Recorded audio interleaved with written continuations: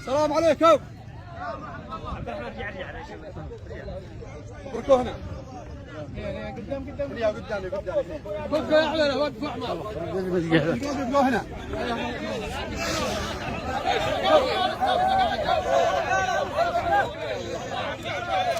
احديكم يا قوم احديكم. صلينا على النبي. توكلوا على الله. جاتكم قبائل اليمن الحاضرين كل باسمه وباسم قبائله، قاصدين الله ثم قاصدينكم في العفو لابناء عمكم ابناء عمومتكم آل علي بن علي قلان، في المقتول محمد مبارك، احمد مبارك، صالح سالم كليب، وربعكم هم ذولا جالسين، ولا مع الجالس الا مع عزة القايم، والعفو عنده المقدرة.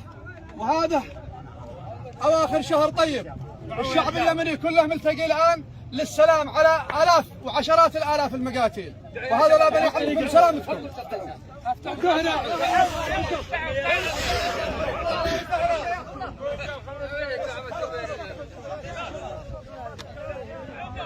حياكم مرحبا اهلا وسهلا. انتم جيتوا في وقت ماشي مجال، ودنا انكم جيتوا قبائل اليمن ما يجونا في الوقت هذا، لا عاد معنا وقت ولا يعني بعض الاشياء ما يهمكم.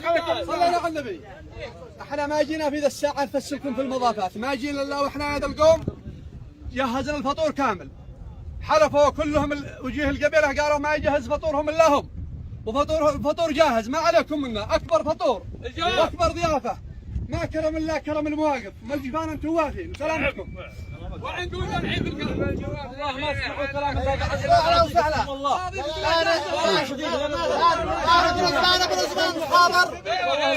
صلوا على النبي. احنا بالنسبه لنا ما جملنا ولا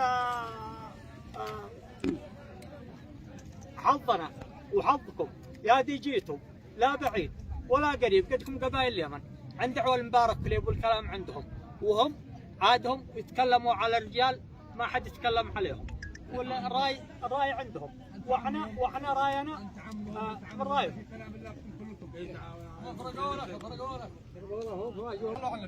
وجيه اليمن موجوده واسمياكم موجودين والعقير موجود، ولا مع الجالس الا جوت القايم. تمام؟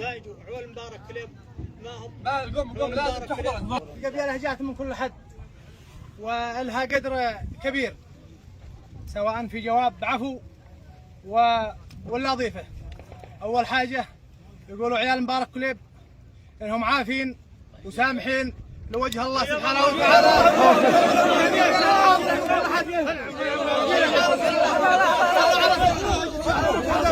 صلوا على رسول الله.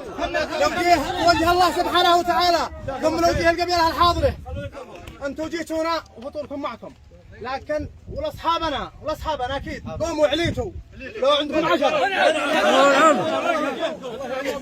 الموضوع الثاني انتم جيتوا مرتبين اموركم علي الحرام والطلاق فطوركم غير وصلوا. صل على النبي يحرم علينا 70 حرام كل ريال، يحرم علينا 77 حرام كل ريال.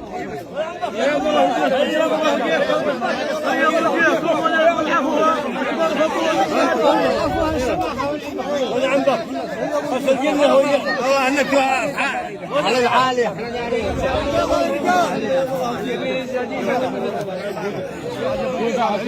اي والله ما يتوجه ان شاء الله ان الشهر هذا شهر خير، وهذه قضيه لها اكثر من 3 سنوات، قضيه قتل.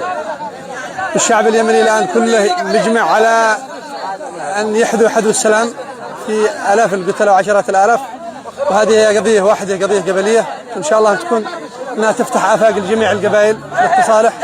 وما قصروا اليوم الكليب الطاهر بن ظبيان عفوا وسامحوا عيال عمهم، وهذا موقف تاريخي يحسب لهم.